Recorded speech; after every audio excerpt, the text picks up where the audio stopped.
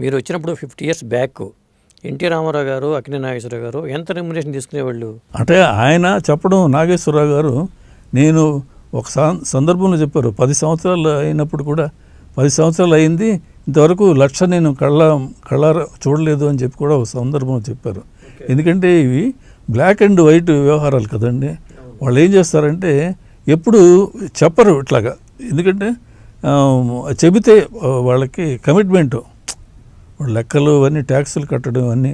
నిర్మాతల ద్వారా తెలుస్తుంది కదండి ఎంత ఇచ్చామనేది కూడా. నిర్మాతలు కూడా కరెక్ట్ ఫిగర్స్ చెప్పాలి కదా. ఇప్పుడు నిర్మాత ఈయనకి ఇన్ని లక్షలు ఇచ్చానంటే వాడు అక్కడ ఇన్కమ్ ట్యాక్స్ వాళ్ళు రికార్డ్ చేసుకుంటారు. మీరు వెళ్ళి వాళ్ళని అడిగితే అబ్బే వాళ్ళంతా రాంగ్గా చెప్పారు అండి, సినిమా పబ్లిసిటీ కోసం చెప్పారు, మేము తీసుకున్న రెమ్యునరేషన్ ఇదే అని చెప్పి వాళ్ళు అవైట్ చూపిస్తారు. ఓకే. సో ఇది ఏమిటంటే చాలా క్లోజ్లీ గార్డెడ్ సీక్రెట్గా ఉంటుంది ఎప్పుడు కూడా. కరెక్ట్గా కట్టేవాళ్ళు అయితేనే. ఇప్పుడు షావుకార్ జానకి గారికి ఇండస్ట్రీలో మంచి పేరు, ఎందుకంటే ఆవిడకి బ్లాక్ అండ్ వైట్ అనేది నచ్చదండి. మీరు ఇంత ఇచ్చారనుకోండి, అంతకే సంతకం పెట్టేసి రసీదు ఇచ్చేస్తుంది. Okay. No black and white. ఇప్పుడు అదే పాటలు పాడేవాళ్ళు ఉంటారు, వాళ్ళు ఉదాహరణకు 5,000 రెమ్యునరేషన్ తీసుకున్నారనుకోండి, అంటే ఆ రోజుల్లో చెప్తున్నాను, అది 2,000 సంతకం ఉంటుంది, 3,000 వాళ్ళు బ్లాక్. ఓకే.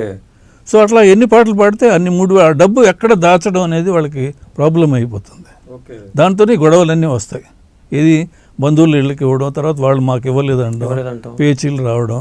ఇప్పుడు శ్రీదేవి ఇలాంటి వాళ్ళ విషయాలన్నీ అంతే కదా. బ్లాక్ మనీ అంతా ఎక్కడెక్కడో వాళ్ళు దాచి చివరికి శ్రీదేవి మదర్ చనిపోయేటప్పటికి తెలియలేదు. వాళ్ళు వెళితే ఇంత డబ్బు ఉండాలి కదా, మా నాన్నగారు మా అమ్మగారు ఇలా ఇచ్చారు కదా, ఏం మాకెప్పుడు ఇవ్వలేదే అని చెప్పేసి అట్లా చాలా డబ్బు పోతుంది వీళ్ళది. ఇంత కష్టపడి సంపాదిస్తారు, ఫైనల్గా ఏ లెక్కలు లేకుండా అన్యాయంగా మిగతా వాళ్ళు ఎంజాయ్ చేస్తారు ఆ బెనిఫిట్స్. ఇప్పుడు మీకు ఓవరాల్గా మీకు ఒక వ్యూ ఉంటుంది కదా, ఇంతమంది ఇంత తీసుకుంటున్నారు, ఎన్టీఆర్ ఎంత తీసుకుంటున్నారు, అక్కినేని నాగేశ్వరరావు గారు ఎంత తీసుకుంటున్నారు అని ఒక అది మనకు అది ఇంట్రెస్ట్ కాదండి. ఎందుకంటే వాళ్ళ సినిమాలు వాళ్ళ నటన ఇదే, కానీ వాళ్ళు ఎంత రెమ్యునరేషన్ తీసుకున్నారనేది ప్రేక్షకులకి ఇంట్రెస్ట్ ఉండదు, మనకి ఇంట్రెస్ట్ ఉండదు. దానివల్ల మనం తెలుసుకుని ఏం చేయగలం ప్రయోజనం. వాళ్ళు ఎలాగో ఆస్తులు చేసుకున్నప్పుడు, వాళ్ళ సినిమాలు తీస్తున్నప్పుడు మనకి ప్రచారంలో తెలుస్తూనే ఉంటుంది. ఎందుకంటే నాగేశ్వరరావు గారు ఇప్పుడు చాలా కేర్ఫుల్గా ఉండేవాళ్ళు. ఇది ఎన్నాళ్ళు మనం ఫీల్డ్లో ఉంటామో తెలియదు అని చెప్పి ఆయన వచ్చిన కొత్తల్లోనే చిన్న చిన్న ఇండస్ట్రీస్ పెట్టారు, ఇన్వెస్ట్మెంట్స్ పెట్టారు, బిల్డింగులు అవి వాటిలో ఇన్వెస్ట్ చేశారు. అట్లా చాలా జాగ్రత్త పడ్డారు. ఓకే. సో అట్లాగా ప్రతి వాళ్ళు కూడా, అంటే ఇప్పుడు ఆ రోజుల్లో వాళ్ళ సంగతి చెప్తున్నాను. ఇప్పుడు కొంతమంది వచ్చింది మనం జల్సా చేద్దామనే వాళ్ళు చివరికి మిగిల్చుకోలేక అవస్థలు పడ్డవాళ్ళు ఉన్నారు.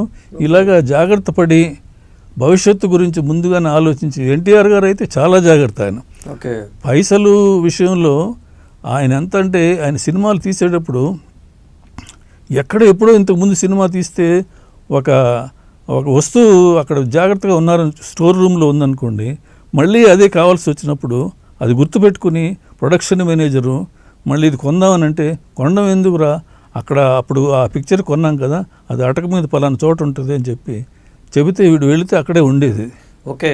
అంత జాగ్రత్తగా ఆయన. అంటే ఎన్టీఆర్ గారు అది నచ్చితే జాగ్రత్త చేసేవాళ్ళు అని అంటారు. నచ్చితే కాదు, విలువైనది. ఇప్పుడు ఒక చిన్న వేములవాడ భీమకు రావి కొండలరావు గారు చెప్పారు ఒకసారి మాటల సందర్భం, ఆయన అందులో యాక్ట్ చేశారు. వెండి పొడుం డబ్బా అట, అది ఆ సినిమాకి అవసరం వచ్చింది. అది కొనడానికి ప్రొడక్షన్ మేనేజర్ వెళ్తుంటే, అది కొనడం ఎందుకు, మనం ఇంతకుముందు ఆ పిక్చర్లో వాడాం కదా అని గుర్తులు చెప్తే అక్కడికి వెళ్ళి తీసుకొస్తే, అంటే ఆయన అంత పొదుపు అన్నమాట, దీనికి ఎందుకు వేస్ట్ చేయడం అని చెప్పి. సో అంత జాగ్రత్తగా ఆయన ఉంటాడు అనడానికి ఇది ఒక చిన్న ఉదాహరణ అనమాట. డబ్బుల విషయంలో అనవసరంగా ఖర్చు పెట్టరు. తర్వాత ఆయన పిక్చర్లో ఎవరు రావడానికి లేదు, డిస్టర్బ్ చేయడానికి. డిస్టర్బ్ చేస్తే షూటింగ్ ఆగిపోద్ది అని చెప్పి ఆయన ఓన్ పిక్చర్స్కి ప్రెస్ కానీ ఎవరిని ఇతర నిర్మాతలను కూడా ఆయన ఎలో చేసేవాళ్ళు. మిగతా వాళ్ళ సినిమాల్లో అయితే ఫ్రీగా మనం వెళ్ళొచ్చు. ఇట్లాంటివన్నీ కొన్ని పాటించేవారు. అదంతా కేవీ రెడ్డి గారి దగ్గర నుంచి ఆయన నేర్చుకున్నది. కేవీ రెడ్డి గారు స్కూల్ అనమాట. కేవీ రెడ్డి గారు అంతే, ఫుల్ స్క్రిప్ట్, బౌండ్ స్క్రిప్ట్ ఉంటే కానీ ఆయన సెట్లోకి వెళ్ళేవారు కాదు, వేస్టేజ్ ఉండేది కాదు. అన్నెసరిగా ఒక 2-3 షాట్లు రీటేక్ చేస్తేనే ఆయన కోపం వచ్చేది ఎన్టీఆర్ గారికి. ఎందుకంటే రా ఫిల్మ్ వేస్ట్ అయిపోతుంది కదా, ఫిలిం చాలా కాస్ట్లీ కదా.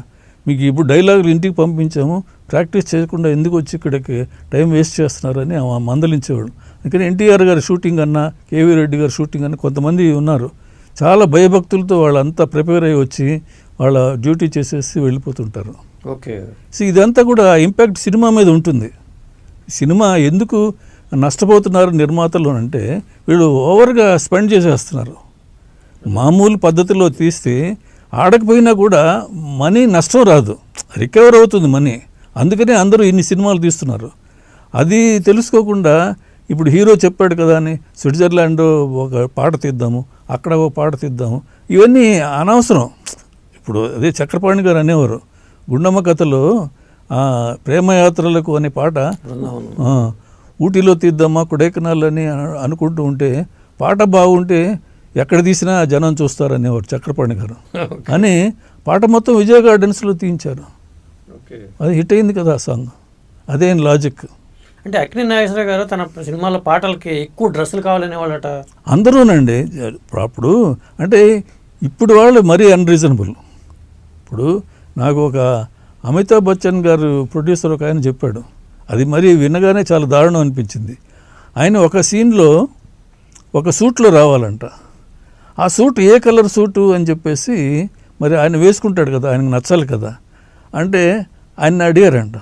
ఇప్పుడు నేను అది ఆలోచించే మూడ్లో లేను, ఒక 10-12 వేరు రంగుల్లో సూట్లు కుట్టించండి, అది తీసుకొస్తే అందులో ఒకటి సెలెక్ట్ చేసుకుంటాను అన్నాడు. చూడండి అది. అంటే ఆయన హైట్కి సూట్ కుట్టిస్తే ఒక సూట్ ఎంత ఖరీదు అవుతుంది, ఆ 10 కుట్టిస్తే అందులో ఒకటే సెలెక్ట్ చేస్తాడు, మిగతా 9 ఎవరికి ఉపయోగపడవు కదా. అయినా కూడా వాళ్ళు పట్టించుకోరు. ఎందుకంటే నాకు అంత టైం లేదు అని చూసి ఈ కలర్ నాకు నచ్చదు అని ఒకసారి ఒక నిర్మాత చెప్తే, అంటే ప్రొడ్యూసర్లు బాధ గురించి వీళ్ళు ఏమాత్రం ఆలోచించరు అనడానికి చిన్న ఎగ్జాంపుల్ అదే. ఈ విధంగా చూస్తే ఇక ఎంతో చెప్పుకోవాలి. ఎందుకంటే ఇప్పట్లో వాళ్ళంతా ఈ క్యారవాన్లు కూడా వచ్చేవాళ్ళు, వాళ్ళందరికీ వీళ్ళు నిర్మాతే ఖర్చులు పెట్టుకోవాలి. మొన్న చనిపోయాడు చూడండి పునీత్ రాజ్ కుమార్ గారు, ఆయన ఒక్కడేనంట నాకు రెమ్యూనరేషన్ ఇవ్వండి, నా స్టాఫ్కి ఎవరికి మీరు ఇవ్వనవసరం లేదు, నేనే ఇస్తానని చెప్పి తన రెమ్యూనరేషన్లోంచి ఈ కాస్ట్యూమర్కి వాళ్ళ పర్సనల్ మేకప్ అందరికీ ఇచ్చేవాడట. ఓకే. అది చాలా రేర్ క్వాలిటీ. అందరూ ఆయన చనిపోయినప్పుడు ఎంతగా ఇండస్ట్రీ బాధపడిందంటే ఇలాంటి మంచి క్వాలిటీస్ ఆయనలో ఉన్నాయి, మిగతా వాళ్ళు లేవు. ఎవరికి వాళ్ళు నిర్మాత దగ్గర నుంచి దోచుకుందామనే ధోరణిలోనే ఆలోచిస్తారు. ముఖ్యంగా ఈ హీరోయిన్లు వస్తారు చూడండి, అక్కడ బాంబే నుంచి వాళ్ళు నాట్ లెస్ దాన్ 7 to 8% కూడా వచ్చేవాళ్ళు. వాళ్ళందరికీ కూడా ఫ్లైట్లో, అది కూడా బిజినెస్ క్లాసు, 5-star హోటల్, ఈమె ఎక్కడ ఉంటే వాళ్ళు అక్కడ ఉండాలి. మళ్ళీ వెనకాల పక్కన తల్లు చెల్లు అందరూ అంతే, 7-8 తక్కువ ఉండరు. ఆ ఖర్చులన్నీ కూడా నిర్మాత మీద పడతాయి. మరి ఎంత ఖరీదు, ఎంత కాస్ట్లీగా అవుతుంది చూడండి. వాళ్ళు ఒక్కడి గురించే ఇలా ఉంటే మరి హీరో ఉంటాడు, ఇంకా పెద్ద పెద్ద వాళ్ళంతా ఉంటారు. మరి వాళ్ళ ఖర్చులన్నీ ఎంతగా ఉంటాయి. కాస్ట్ ఆఫ్ ప్రొడక్షన్ పెరిగిపోతుంది అంటే ఇట్లాగే. ఇది బిగినింగ్ నుంచే ఇవి కానీ వాళ్ళు రిస్ట్రిక్ట్ చేసి కంట్రోల్ చేయగలిగి ఉంటే ఇంత సమస్య వచ్చేది కాదు. ఇలాంటి ఇంట్రెస్టింగ్ వీడియోస్ కోసం తప్పకుండా మా ఛానల్ని సబ్స్క్రైబ్ చేయండి.